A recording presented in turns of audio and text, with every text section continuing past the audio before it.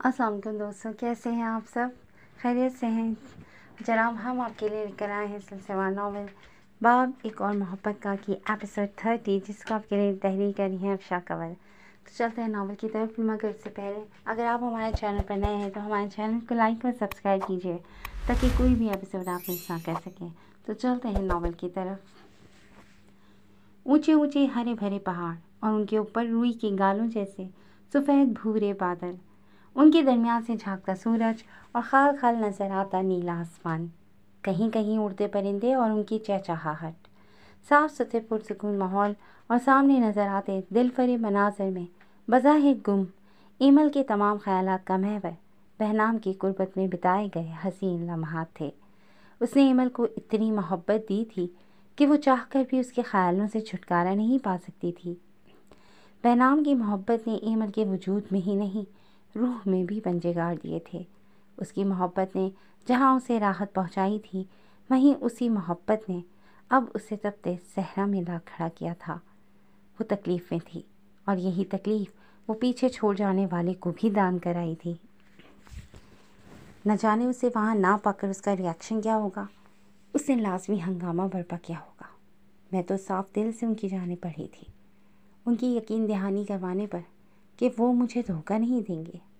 میں نے اسے بس وفا ہی تو مانگی تھی، اور مانگا ہی کیا تھا میں نے؟ مجھے دھوکے میں رکھا، کہا کہ گاؤں کام سے جا رہا ہوں، یہ نہیں بتایا کہ اپنی چچی ذات سے نکاح پڑھوانے جا رہا ہوں۔ جب اس سے نکاح کرنا ہی تھا تو میری زندگی کیوں خراب کی؟ ٹھہرے نہ آخر کو وٹیرا سائیں، ایک سے زائد شادیاں نہ کریں، ایسا ہو سکتا ہے کبھی؟ میں ہی بیوقوف تھی جو ان کے دکھائے گئے سبز باغ کی پگڈنڈی پر آنکھیں بند کر کے چل پڑی، اور جب آنکھ کھلی تو منہ کے بل گری زمین پر۔ یہی سب باتیں اور سوچیں کل سے اس کے ارد گرد منڈلا رہی تھیں۔ سارا تو اس کی آمد پر بے انتہا خوش تھی، اس کی تو جیسے دل کی مراد ہی برائی تھی۔ ایمن ہی کے کہنے پر اس نے زلفی کو اس کی آمد کے بارے میں بھنک بھی نہیں لگنے دی تھی۔ جب سے وہ آئی تھی سارا اس کے ساتھ ساتھ ہی تھی۔ ابھی تھوڑی دیر پہلے ہی وہ اس کے پاس سے اٹھ کر گئی تھی اپنے اور اس کے لیے اچھی سی کافی بنانے۔ ایمل کو صبح سے ہلکی سی حرارت محسوس ہو رہی تھی جو اب بخار کی صورت اختیار کر چکی تھی۔ اس کا دل گھبرا رہا تھا، تو اسی وجہ سے وہ کچھ دیر کے لیے سارا کے کہنے پر بالکنی میں چلی آئی۔ موسم ٹھنڈا تھا تو اس نے اسی مناسبت سے لباس زیب تن کیا ہوا تھا، ساتھ گرم شال بھی اپنے اچھے سے لپیٹ رکھی تھی۔ یہاں آنے کے بعد اس نے سارا کے موبائل سے آن لائن ڈریسز منگوائے تھے، اور اب وہ انہی میں سے ایک ڈریس زیب تن کیے ہوئی تھی۔ اب کیسا محسوس کر رہی ہیں آپ؟ وہ گرم بھاپ اڑاتی کافی کے مگ اور سینڈوچ سلیقے سے ٹرے میں رکھے ٹرے ٹیبل پر اس کے سامنے رکھ کر اس کا سرخ چہرہ دیکھ کر متفکر سی پوچھنے لگی، اور خود بھی اس کے سامنے والی کرسی پر براجمان ہو گئی۔ بہتر محسوس نہیں کر رہی میں، وہ کافی کا مگ اٹھا کر لبوں سے لگاتی ہوئی تھکن زدہ لہجے میں بولی۔ کچھ ڈھنگ سے کھا نہیں رہی ہیں آپ؟ لنچ میں بھی چند لقمے ہی لیے تھے، اب پلیز کچھ کھا لیں، آپ پہلے ہی سینڈوچ لیں پھر کافی لیجیے گا۔ اس کی فکر میں گھلتی وہ اس کی جانب سینڈوچ کی پلیٹ بڑھا کر منتظر نظروں سے اسے دیکھنے لگی۔ نہ چاہتے ہوئے بھی ایمل نے اس کی خاطر ایک سینڈوچ اٹھا کر زبردستی کھانا شروع کر دیا تو وہ خوش دلی سے مسکرا دی۔ آپ یہ کھا لیں پھر میں آپ کو دوا دیتی ہوں۔ وہ خود بھی سینڈوچ انصاف کرتی سادگی سے بولی۔ آنٹی انکل گھر پر نہیں ہے کیا؟ وہ صبح سے آئی ہوئی تھی اور اب شام ہونے کو تھی، لیکن اس نے اب تک اس کے پیرنٹس کو نہیں دیکھا تھا، تبھی اچنبھے میں گھیری پوچھ بیٹھی۔ وہ اپنے رشتہ داروں کی شادی اٹینڈ کرنے کل رات سے گئے ہوئے ہیں، آج رات تک انشاءاللہ ان کی واپسی ہو جائے گی۔ لاپرواہی سے کہتی وہ ٹانگ پر ٹانگ رکھے ایک پاؤں چلانے لگی۔ تم رات ان کے بغیر اکیلی اتنے بڑے گھر میں رہ کیسے لی؟ مجھے تو کبھی نیند تک نہ آئے۔ اس کا پرسکون انداز دیکھ کر اسے حیرت ہوئی۔ سارا کا گھر بڑا ہی نہیں، بے انتہا خوبصورت بھی تھا، جدید تقاضوں کے مطابق اس کی تزئین و آرائش کی گئی تھی۔ میں تو بچپن سے ہی اکیلی رہتی آئی ہوں، وہ لوگ بے انتہا مصروف رہے ہیں، اور مجھے بھی اس سب کی عادت ہے۔ آپ چھوڑیں اس بات کو اور یہ بتائیں کہ بہنام سر سے جھگڑا ہوا ہے آپ کا؟ لاپرواہی سے کہتے ہوئے اس نے اچانک ہی بات بدل ڈالی تو ایمل ایک پل کو خاموش ہو گئی۔ آپ نہیں بتانا چاہتی تو کوئی بات نہیں، وہ شرمندہ سی بولی تو ایمل نے مگ ٹیبل پر رکھ کر اس کے دونوں ہاتھ اپنے ہاتھوں میں تھامے اور دھیرے دھیرے نم پلکیں جھپک کر وہ مختصراً اسے ساری بات بتا گئی کہ دل کا بوجھ بڑھتا ہی جا رہا تھا۔ کوئی کام تھا، اسے بھی اپنا درد بانٹنے کے لیے درکار تھا، اور وہ کندھا سارا بن گئی تھی۔ آپ کو ایک مرتبہ یہ تمام باتیں ان کے سامنے ان سے کلیئر کرنی چاہیے تھیں۔ آپ کو سوال کرنے کا پورا حق تھا۔ یہ منظر سے غائب ہو جانا اس مسئلے کا حل تو نہ ہوا۔ اس کا بردبار سنجیدہ لہجہ ایمل کو ایک لمحے کو دنگ کر گیا۔ واقعی وہ ٹھیک کہہ رہی تھی۔ وہ غصے اور جذباتی پن میں اوور ریئیکٹ کر گئی تھی۔ میں نے غلط کیا یوں گھر چھوڑ کر، کھویا لہجہ اس مرتبہ پست تھا۔ میں آپ کی بہن بن کر یہ کہہ رہی ہوں کہ ہاں، آپ نے غلط کیا۔ اس کی صاف گوئی سے کہنے پر وہ اسے خاموشی سے دیکھ کر رہ گئی۔ معاملات اسی وقت سلجھتے ہیں جب ہم سامنے بیٹھ کر بات کریں۔ آپس کی بات چیت بڑے بڑے پہاڑ جیسے مسئلے بھی حل کر دیتی ہے۔ مجھے علم ہے کہ وہ سب حالات دیکھ اور سن کر آپ کو شدید جھٹکا لگا ہوگا، لیکن آپ کو اپنی بات دل میں نہیں رکھنی چاہیے تھی۔ بے شک آپ بہنام سر سے نہ کہتی، لیکن ان کی اماں سرکار سے ساری بات کلیئر کر لی تھی۔ ہو سکتا ہے سب کے پیچھے کی وجہ کچھ خاص ہو۔ بعض دفعہ ہمیں بظاہر جو نظر آتا ہے وہ منظر ویسا ہوتا نہیں ہے، یہ میرا ماننا ہے۔ وہ اس کے دونوں ہاتھوں پر دباؤ ڈالے اس کی آنکھوں میں دیکھتی، نرمی سے گویا ہوتی اسے سوچنے کو ایک نئی سمت دے گئی۔ غصہ ہماری عقل پر پردہ ڈال دیتا ہے، پھر ہم ہر منظر اسی غصے اور جذباتی پن کی اینک سے دیکھتے ہیں جو ہمیں شاہی دھندلے مناظر دکھاتی ہے۔ وہ مزید اس کے ذہن پر جمی گرد جھاڑنے لگی۔ اتنی گہری باتیں کرنا تم نے کہاں سے سیکھا؟ نرمی سے مسکراتی وہ حیرانگی بھرے لہجے میں اس سے مستفسر ہوئی۔ کل سے اب تک اس کے چہرے پر نظر آنے والی یہ پہلی مسکراہٹ تھی۔ ایمل کے حیرانگی بھرے تاثرات پر وہ ایک دم کھلکھلا کر ہنس پڑی۔ ماہر نفسیات جو بن رہی ہوں میں تو اس سے بھی زیادہ گہرائی میں جا سکتی ہوں۔ ایک آنکھ ونک کیے وہ شرارتی انداز میں گویا ہوتی اس کے کھلکھلانے کا سبب بنی۔ زلفی بہت خوش نصیب ہے کہ تم اس کی ہمسفر بنی ہو۔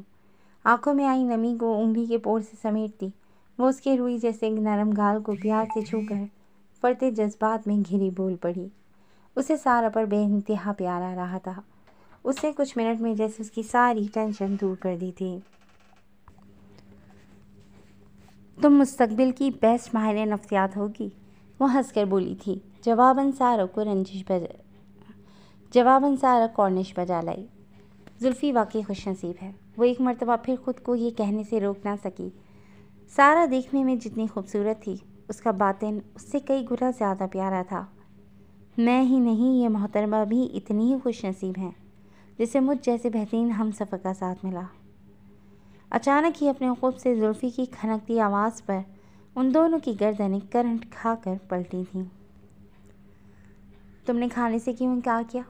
وہ جو نورا کو واپس بھیج کر بستر پر دراز آنکھوں پر بازو رکھے لیٹی تھی، اماں سرکار کی سنجیدہ آواز پر جلدی سے سیدھی ہو کر اٹھنے لگی۔ آرام سے اٹھو۔ وہ اسے نرمی سے ٹوک گئیں تو وہ آہستگی سے بیٹھتی بیڈ گراؤنڈ سے ٹیک لگا گئی۔ اماں سرکار بھی اس کے قریب ہی بیڈ پر بیٹھ گئیں اور ساتھ آئی نورا کو اشارہ کیا تو وہ ہاتھ میں پکڑی ٹرے ماہنور کے سامنے رکھ کر مؤدب سی ایک جانب کھڑی ہو گئی۔ جلدی سے کھانا کھاؤ، تمہاری وجہ سے میں ہرگز بھی اپنے پوتے کو بھوکا نہیں رہنے دوں گی۔ ان کے تحکم بھرے لہجے میں روب کی آمیزیں شامل تھیں۔ ماہنور نے ایک چور نظر ان کے چہرے پر ڈالی۔ ان کے تاثرات نرمی لیے ہوئے تھے۔ اسے تھوڑی ڈھارس ملی۔ اماں سرکار، میں آپ سے شرمندہ ہوں، نظر میں لانے کے بھی قابل نہیں۔ وہ ایک دم ہی چہرہ ہاتھوں میں چھپا کر شدت سے رو پڑی۔ اماں سرکار نے ایک گہری سانس لی اور گردن ترچھی کر کے نورا کو جانے کا اشارہ دیا تو وہ فوراً ہی کمرے سے باہر نکل کر کمرے کا دروازہ بند کر گئی۔ تم کیوں شرمندہ ہو مجھ سے؟ میرے ساتھ تو تم نے کچھ غلط نہیں کیا۔ ان کے شفقت آمیز لہجے کی نرمی محسوس کرتے اس نے چہرے سے ہاتھ ہٹا کر حیرانگی بھری نظروں سے انہیں دیکھا تو وہ اسے دیکھ کر نرمی سے مسکرا دی۔ میں کمظرف نہیں ہوں اور نہ ہی اتنی بے رحم کہ باپ کے اعمال کی سزا اولاد کو دوں، اور ویسے بھی جزا اور سزا کا اختیار میرے رب سائیں کے پاس ہے۔ اللہ بہتر انصاف کرنے والا ہے اور اس نے انصاف کر دیا ہے۔ جو مجرم تھے وہ آج سلاخوں کے پیچھے ہیں۔ میں نے تو سب معاملات اللہ کے سپرد کر دیے تھے۔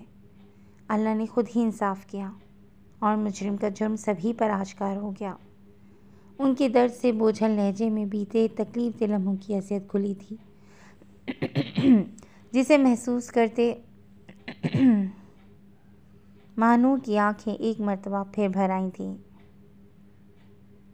میری بچی، اپنے دل پر کوئی بوجھ نہ رکھو۔ اگر تم روتی رہو گی تو میرا پوتا بھی روتا بسورتا رہے گا۔ خوش رہو تاکہ میرا پوتا بھی خوش رہے۔ ان کا حلیم لہجہ مصنوعی غصے کی لپیٹ میں آیا تو پری ہلکی پھلکی ہو کر دل سے مسکرا دی۔ آپ بہت اچھی ہیں۔ وہ ان کے ہاتھوں کو تھام کر ان پر عقیدت بھرا بوسہ دیتی پیار سے ان کی جانب دیکھتے ہوئے بولی، اور میرا بیٹا؟ ان کے چھیڑتے لہجے پر وہ جھیپ کر سرخ ہوئی۔ آپ کے بیٹے ہیں تو آپ ہی کی طرح اچھے ہوں گے نا؟ اس نے شرما کر بات گھمائی۔ اچھے یا بہت اچھے؟ ان کی پرسوچ شرارتی لہجے پر وہ کھلائی تھی۔ ہمیشہ ایسی ہی خوش رہو۔ اس کے چہرے پر کھلتے رنگ دیکھ کر وہ دل سے دعا گو ہوئی۔ ہنسی ہی رہو گی یا کھانا بھی کھاؤ گی؟ اماں سرکار کے گھرکنے پر وہ برا مانے بغیر ٹرے اپنی جانب کھینچ کر کھانے سے انصاف کرنے لگی۔ ایک بات پوچھوں آپ سے؟ کھانے میں مگن وہ ایک پل کو ٹھہر کر ان کے پر نور چہرے کو دیکھ کر استفسار کرنے لگی۔ انہوں نے اشارے سے اجازت دی تو اس نے گلا کھنکارا۔ اگر پوتے کی جگہ اللہ نے پوتی دی تو؟ اس نے ڈرتے ڈرتے پوچھا کہ مبادا کہیں وہ برا ہی نہ مان جائے، لیکن ان کے تاثرات نرم ہی رہے تو وہ پرسکون ہو گئی۔ بیٹا ہو یا بیٹی، سب اللہ کی مرضی ہے، بس اولاد تندرست ہو۔ پوتا منہ سے اس لیے نکل جاتا ہے کہ شاید ساری ماؤں کو پوتے کا ارمان ہوتا ہے، لیکن مجھے تو اپنی پوتی بھی دل و جان سے قبول ہوگی۔ انہوں نے نرمی سے اس کے خدشات دور کر دیے تو وہ ہلکی پھلکی ہو کر کھانا کھانے میں مگن ہو گئی۔ اس کی کنڈیشن کے سبب اماں سرکار نے گھر کی ٹینشن بھری سچویشن سے فی الحال اسے دور ہی رکھا تھا۔ زلفی کو یوں اچانک ہی اپنے سامنے دیکھ کر ان دونوں کو شوق لگا تھا۔ ایمل کا دل تو ایک بار زوردار انداز میں دھڑکا تھا۔ زلفی کی یہاں موجودگی معنی خیز تھی۔ زلفی یہاں تھا تو مطلب بہنام سومرو؟ اس نام پر آ کر اس کی سانسیں اور سوچیں دونوں ہی تھمی تھیں۔ خواتین زندہ ہیں یا گزر گئیں؟ زلفی کا ازحد شوخی بھرا انداز اس کے لہجے سے میل نہیں کھا رہا تھا۔ شوق سے نکلتی سارا انہیں خواتین کا لقب دینے پر سخت غصے میں آتی اپنی کرسی چھوڑ کر اٹھ کھڑی ہوئی۔ اتنی کم عمر لڑکیاں آپ کو خواتین نظر آ رہی ہیں تو آپ کو ماہر چشم کی اشد ضرورت ہے۔ کمر پر ہاتھ ٹکائے وہ تڑ تڑ گولیوں جیسی برسی تھی۔ یار نکاح شدہ اور شادی شدہ خواتین کے زمرے میں ہی آتی ہیں، اور لڑکی والا عہدہ ان پر جچتا نہیں۔ اس کی چھوڑی گئی سیٹ پر ٹانگ جما کر بیٹھتے ہوئے اس نے مزے سے اپنا فلسفہ بیان کیا تو وہ اس گوہر افشانی پر اش کر اٹھی۔ اس دوران ایمن مکمل طور پر گمسم خاموش بیٹھی تھی۔ تم کیوں خاموش ہو؟ کہیں اس باتونی لڑکی نے تمہارے سال تو نہیں نکال دیے؟ اب اس کا رخ روشن ایمل کی جانب ہوا، جبکہ اس الزام پر سارا نے اسے خشمگین نظروں سے گھورا تھا۔ اگر تم میرے منقو نہ ہوتے نا تو میں تمہیں اس بالکنی سے نیچے پھینک دیتی۔ وہ شدید برا مناتی اسے اپنے خطرناک عزائم بھی بتا گئی، ساتھ دکھ کا اظہار بھی کیا۔ میں تمہارے غم میں برابر کا شریک ہوں۔ سارا کو گہری استحقاق بھری نظروں سے دیکھ کر اس کے لبوں کے گوشوں میں مسکراہٹ پھوٹی تھی۔ بلو جینز پر ریڈ اسٹائلش سا سویٹر پہنے، سلکی بالوں کو شانوں پر بکھرائے، سینے پر ہاتھ لپیٹے اس سے چند قدم کی دوری پر کھڑی اپنی لائٹ براؤن آنکھوں سے گھورتی وہ سادگی کا پیکر اسے اس خوبصورت شام کا حصہ ہی لگی۔ اس کے اچانک دیکھنے کے نرم گرم تاثر پر وہ کنفیوز سی ہوئی۔ ناک کے ساتھ چہرہ بھی سرخ پڑنے لگا تو زلفی نے اس پر سے نظریں ہٹا کر ایمل پر اپنی نظریں مرکوز کرنی، جو شال کے خوبصورت نقش و نگار پر بے دھیانی سے اپنی شہادت کی انگلی پھیر رہی تھی۔ میں تمہیں کافی عقل مند سمجھتا تھا۔ زلفی کے لہجے میں تعصب کے ساتھ ہلکے سے غصے کی بھی آمیزش کھلی۔ ایمل اس کو حق بجانب سمجھتی، کوئی بھی رد عمل دیے بغیر سر جھکائے یوں ہی خاموش رہ کر اپنا مشغلہ دہراتی رہی۔ تمہیں میرا پتہ کیسے چلا؟ زلفی کی خاموشی محسوس کرتے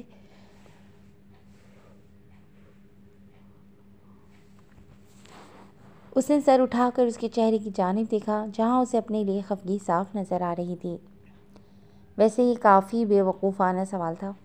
اس کے طنزیہ کہنے پر یکلخت ایمل کے تاثرات بدلے اور اس نے بے چینی سے پہلو بدلا۔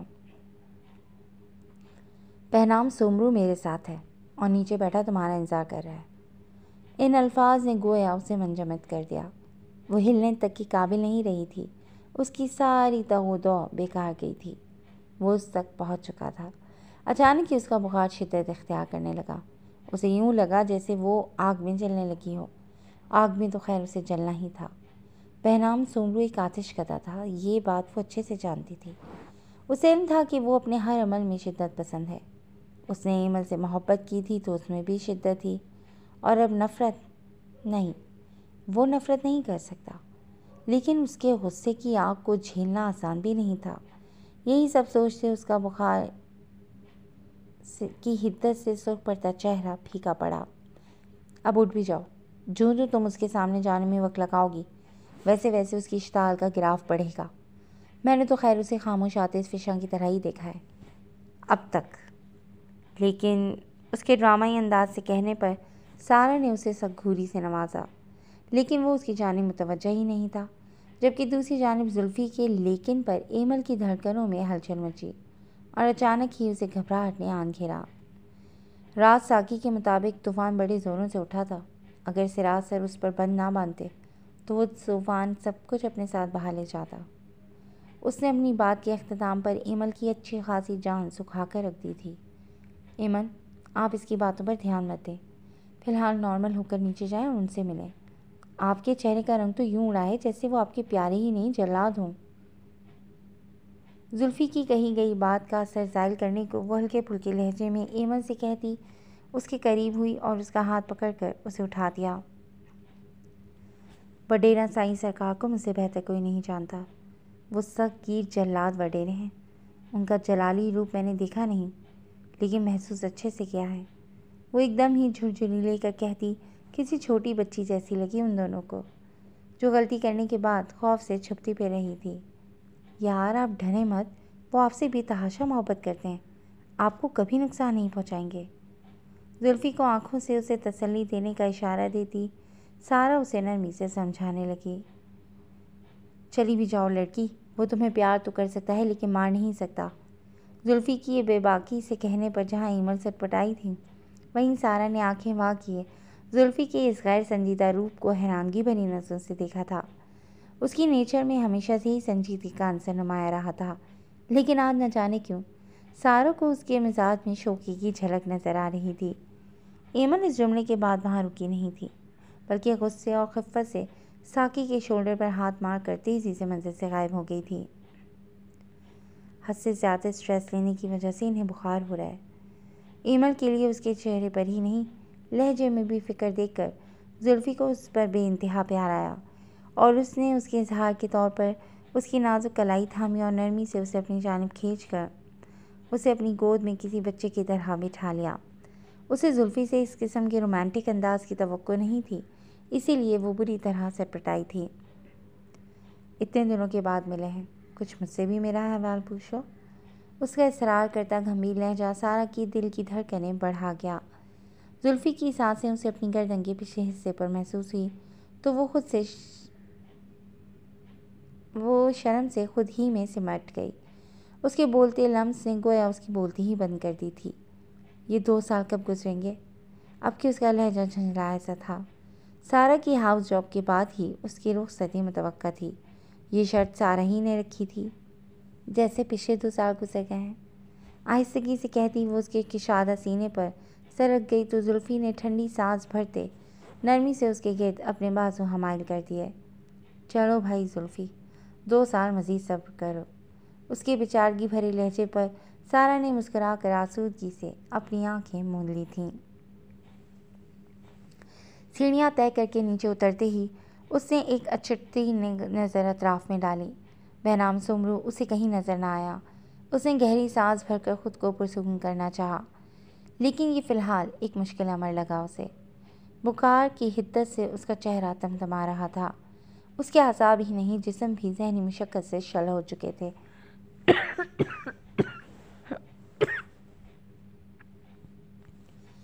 اسے وہاں نہ پا کر ایمل سمجھ چکی تھی کہ وہ یقیناً ڈرائنگ روم میں ہوگا۔ وہ بہنام سومرو تھا، اپنے پروٹوکول کو کبھی نہیں چھوڑتا تھا۔ دنیا کے لیے وہ کھڑ خران سفاک یا سگیر وڈیرا ہو سکتا تھا، لیکن یہ تو ایمل اشفاق کی محبت تھی۔ جہاں اس کا سر ہی نہیں دل بھی سجدے میں جھک جاتا تھا۔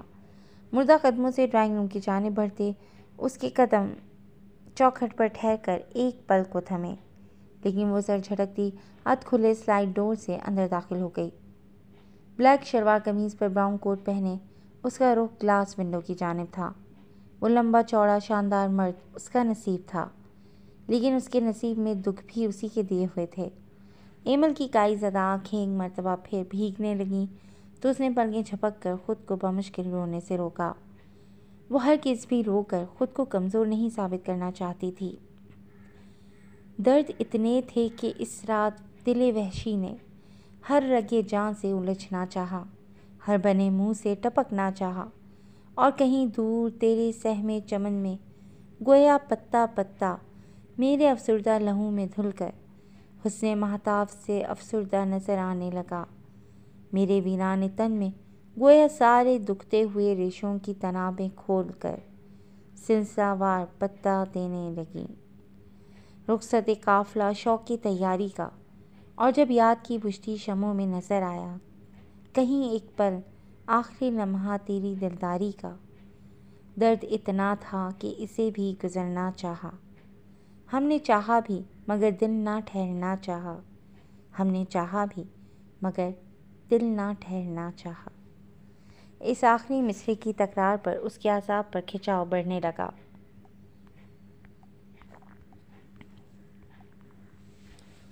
اس کی پشت اب بھی اس کی جانب تھی۔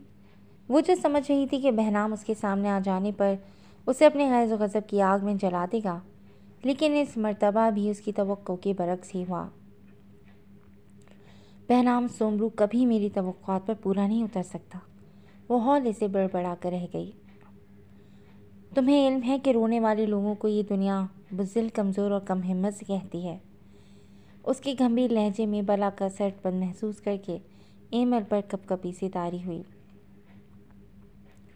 حالانکہ کسی کے سامنے رونے کے لیے بڑا ہمت و حوصلہ درکار ہوتا ہے، ہم اپنا آپ سامنے والے کے سامنے کھول کر رکھ دیتے ہیں۔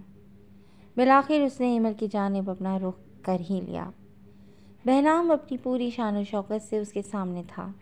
اس کے وجیح چہرے پر بلا کی سنجیدگی تھی، جبکہ سرخ ہوتی آنکھوں میں وحشت کی عجب داستان رقم تھی۔ اسے یوں دیکھ کر ایمل کے رگوں پہ میں سنسنی سی دوڑ گئی۔ ہاتھوں کی ہتھیلیوں میں ہی نہیں، ماتھے پر بھی نمی پھوٹنے لگی۔ وہ زیادہ دیر اس کی وحشت زدہ نظروں میں دیکھ نہ سکی تو سرت سے نظر چرا گئی، جبکہ مقابل نے پلک تک نہیں جھپکی تھی۔ وہ یوں ہی اپنی دلبرا کو نظروں کے حصار میں رکھے اپنے بھاری قدموں کی دھمک چھوڑتا اس سے 2 قدم کے فاصلے پر آن ٹھہرا تھا۔ اس کے ہاتھوں میں وہی شال تھی جو وہ ناصرہ کے گھر چھوڑ آئی تھی۔ اس نے ایک جھٹکے سے وہ شال کھولی اور اس کے گرد نرمی سے لپیٹ دی۔ ایمل سن سی کھڑی رہ گئی۔ ایک مرتبہ پہلے بھی اس نے یوں ہی اسے بے بس کیا تھا جیسے وہ اب ہو گئی تھی۔ شال اڑھانے کے دوران وہ مزید اس کے قریب ہو چکا تھا۔ اس نزدیکی پر ایمل کا دل رک رک کر دھڑکا، لیکن سانس تو تب رکی جب وہ اپنے بھاری ہاتھوں کا بوجھ اس کے دونوں کاندھوں پر ڈال کر اسے مزید خود سے قریب تر کر گیا۔ لوگ مجھے جلاد، ظالم وڈیرا کہتے ہیں، لیکن اس نے چند سیکنڈ کا وقفہ لیا۔ اس کی سانسیں ایمل کے چہرے پر پڑ کر اس کے بخار کی حدت سے سرخ پڑتے چہرے کی سرخی کو مزید بڑھا گئیں۔ اسے اب ہلکے ہلکے سے چکر بھی محسوس ہو رہے تھے۔ نقاہت جیسے جسم و جاں پر حاوی ہو کر اسے بے دم کر رہی تھی۔ اصل ظالم تو آپ ہیں، اتنے آرام سے جان نکالتی ہیں کہ سامنے والا بے بس ہو کر فقط زخمی پرندے کی طرح پھڑ پھڑا کر رہ جاتا ہے۔ اس مرتبہ اس کے لہجے میں آگ سی دہکنے لگی۔ ایمل جانتی تھی وہ اس پر شدید غصہ ہے، لیکن اس وقت سخت رد عمل دکھانے کی بجائے وہ ضبط سے کام لے رہا تھا۔ ایمل کو بہنام سومرو کی محبت پر تو یقین تھا، لیکن وہ یہی بھروسہ اس پر نہیں کر سکی تھی، یا شاید اسے وہ یقین کی ڈور تھمائی ہی نہیں گئی تھی جس کے بل پر اس کے قدم نہ ڈگمگاتے۔ یہی سب سوچتے ایمل اشفاق کی پلکیں بھیگنے لگیں۔ مجھے چپکی مار رہی ہو نا ظالم و سفاک؟ اس کے ترش لہجے میں کیے گئے شکوے پر ایمل نے نظریں اٹھائی تھیں، اور قیامتاں نہ کسے کہتے ہیں بہنام سومرو پر جیسے آشکار ہو گیا۔ اس کی آنکھوں میں کیا کچھ نہیں تھا، شکوہ کرتی اذیت کی کہانی بتاتی اس کی کائی زدہ آنکھوں نے گویا بہرام سمرو کو تڑپا ہی دیا۔ بساختہ ہی اس کے چہرے پر جھکے وہ ان آنکھوں کو اپنے لمس کا مرہم مہیا کرنے لگا۔ میری سرکار، میری جدائی نے تمہیں بحال کیا ہے تو حالات میرے بھی کچھ اچھے نہیں رہے۔ ضبط سے کہتے اس نے اپنی دلبرا کو شدت سے خود میں سمیٹ لیا۔ جاگ کرنے کے عالم سے گزرا ہوں۔ اس کا بخار کی شدت سے تپتا دلکش وجود اس کی آغوش میں آیا تو گویا دونوں کے جسم و جاں کو ایک راحت ملی۔ لیکن بس یہ چند لمحوں کی بات تھی۔ ایمل کے ذہن میں گزشتہ ساری باتیں پھر سے کسی فلم کی طرح چلنے لگیں تو اس نے بری طرح کسمسا کر مزاحمت شروع کر دی۔ مجھے آپ کے ساتھ ایسی بات منہ سے مت نکالنا جو میری ضبط کے بند توڑ دے۔ اس کے مزاحمت کرتے وجود کو خود میں جذب کرتے بہرام کے لہجے میں سرد پن ہی نہیں غیظ کی آمیزش نے بھی جھلک دکھائی تو وہ ایک پل کو ساکت رہ گئی، لیکن پھر اس کے اندر شدید قسم کی تحریک پیدا ہوئی۔ آپ سمجھتے کیا ہیں خود کو؟ وہ بری طرح اس کے حصار میں جھٹ پٹائی تو بہرام کی گرفت فوراً ہی اس کی گرد نرم پڑ گئی۔ وہ اسے ہرٹ نہیں کرنا چاہتا تھا۔ وہ جانتا تھا کہ اس کی طبیعت ٹھیک نہیں ہے۔ اس کے پھیکے پڑتے چہرے اور پر حرارت وجود نے اسے بتا دیا تھا کہ اسے بخار ہو رہا ہے۔ ایمن اس کے حصار سے نکل کر اسے دوری بنا گئی تھی۔ اس حرکت پر بہرام کے تاثرات سخت ہوئے اور اب رو باہم میں لے۔ مطلب اسے ایمل کی یہ حرکت شدید ناگوار گزری تھی، لیکن وہ صبر کے گھونٹ ہی پی گیا۔ حالانکہ اس کی فطرت میں صبر نہیں تھا، لیکن ایمل کی محبت میں وہ یہ مشکل ترین کام بھی کر گیا تھا۔ اس سے دور ہوتے ہی ایمل کسی بم کی طرح پھٹی۔ آپ زبردستی میری زندگی میں داخل ہوئے، زبردستی سارے فیصلے مجھ پر مسلط کیے، مجھے اپنا عادی بنایا اور پھر محبت کی زنجیر سے میرے وجود کو ہی نہیں میری روح کو بھی جکڑ لیا۔ پھر ایک دن مجھے پتہ چلا کہ محبت میں لپٹی یہ زندگی نظروں کا دھوکہ ہے۔ آپ کو کہا تھا میں نے، نہیں کرنی مجھے آپ سے شادی، نہیں رہنا آپ کے ساتھ۔ آپ کے لائف اسٹائل میں یہ سب چلتا ہے، دوسری تیسری شادی، لیکن آپ کی یقین دہانی پر میں نے خاموشی سے آپ کا بڑا ہاتھ تھام لیا۔ میرا یہ قصور تھا بہرام؟ ہذیانی انداز میں شدید اشتعال ظاہر کرتے آخر میں اس کا لہجہ پست ہوا۔ دھوکنے کی مانند چلتی اس کی سانسیں بہرام کو تشویش مبتلا کرنے لگیں۔ اس کا چہرہ مزید سرخ پڑنے لگا۔ بہرام نے فاصلہ سمیٹ کر اسے ایک مرتبہ پھر اپنے حصار میں لینا چاہا، لیکن وہ بھبر کر پھر اس سے الگ ہوئی۔ نہیں چاہیے آپ کی یہ جھوٹی محبت، ایک دم ہی دھاڑ کر کہتے اسے زور کا پھندا لگا۔ اس کی خراب حالت بہرام کے جلال کو ہوا دے گئی۔ اس کی مزاحمت کی پرواہ کیے بغیر بہرام نے اس کے گرد بازو حمائل کیے اور خود سے لگا کر نرمی سے اس کی کمر رب کرنے لگا۔ میری دلبرا سرکار، کیوں خود کو اذیت دے کر مجھے حیثیت میں مبتلا کر رہی ہیں؟ میری محبت پر اعتبار ہے اور مجھ پر نہیں؟ کیوں؟ آخر کیوں اتنا ظلم کر رہی ہیں ہم دونوں کی جان پر؟ اس کے لہجے میں بے بسی گھلنے لگی۔ میری محبت دھوکہ نہیں، یہ خوبصورت حقیقت ہے۔ جھوٹے ہیں آپ بھی اور جھوٹی ہے آپ کی محبت بھی۔ تھوڑا سنبھل کر وہ تڑک کر بولی تو بہرام کے چہرے کے عضلات تن سے گئے۔ کٹہرے میں کھڑا کیا ہے تو جرح کرنے کا پورا حق حاصل ہے تمہیں، لیکن یوں میری سنے بغیر مجھ پر اتنا بڑا الزام لگانا، مجھے مجرم کہہ کر میری محبت کی تذلیل کرنے کا حق میں ہرگز بھی کسی کو نہیں دوں گا، پھر چاہے وہ ایمل بہرام سمرو ہی کیوں نہ ہو۔ اس مرتبہ وہ اپنے اصلی جلال بھرے انداز میں آ چکا تھا۔ ایمل نے چہرہ اٹھا کر اسے دیکھا۔ اس کے چہرے کا غیظ اور لہجے سے چھلکتا غضب ایک لمحے کو اس کی جان خشک کر گیا۔ اس کی آنکھوں سے نکلتے شعلے پراشتعال انداز اس کے ابروؤں کے ساتھ ساتھ اس کے جبڑے بھی بھیجے تھے۔ وہ شدید اشتعال کی لپیٹ میں تھا، لیکن اس کی گرفت میں سختی نہیں تھی، جو سختی اس کی آنکھوں اور چہرے پر نظر آ رہی تھی۔ ایمن نے سہمی ہرنی جیسی نظروں سے اس کی سرخ ڈوروں والی آنکھوں میں دیکھا۔ اس کے تھکن زدہ اعصاب اس کا ساتھ چھوڑنے لگے۔ اس کے وجود کو ڈھیلا پڑتا محسوس کرتے بہرام نے سرت سے جھک کر اسے اپنی باہوں میں بھر کر اٹھا لیا۔ غنودگی میں جاتی ایمل کا سر بہرام کے دل کے مقام پر آ کر ٹھہرا۔ زلفی کو بعد میں بتانے کا سوچتے وہ اسے لیے سرت سے گھر سے باہر نکلا تھا، لیکن اس سے پہلے وہ اس شال سے اچھی طرح کور کرنا نہیں بھولا تھا۔ باہر اس کی گاڑی موجود تھی۔ ڈرائیور نے جھٹ اس کی آمد کے سبب گاڑی کا پچھلا ڈور اوپن کیا تو وہ اسے یوں ہی کسی بچے کی طرح گود میں لیے गाड़ी की पिछली सीट पर आन बैठा। उसके बैठते ही ड्राइवर ने फुर्ती दिखाई। उसकी गाड़ी तेजी से गेट अबूर करती एयरपोर्ट की जानिब गामजन थी, जहां तार का प्राइवेट जहाज उसके इंतजार में खड़ा था। वो जुल्फी के साथ इसी तैयारी में आया था।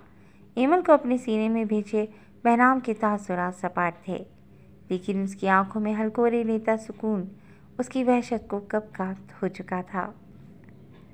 जी दोस्तों, आज के लिए बस इतना ही। कैसी लगी आपको आज की एपिसोड? यकीनन पसंद आई होगी, तो जुड़े रहिएगा क्लासिक एंटरटेनमेंट चैनल के साथ, जहां बहुत जल्द एक नई एपिसोड लेकर आएंगे। चल दें, टेक केयर एंड अल्लाह हाफिज़।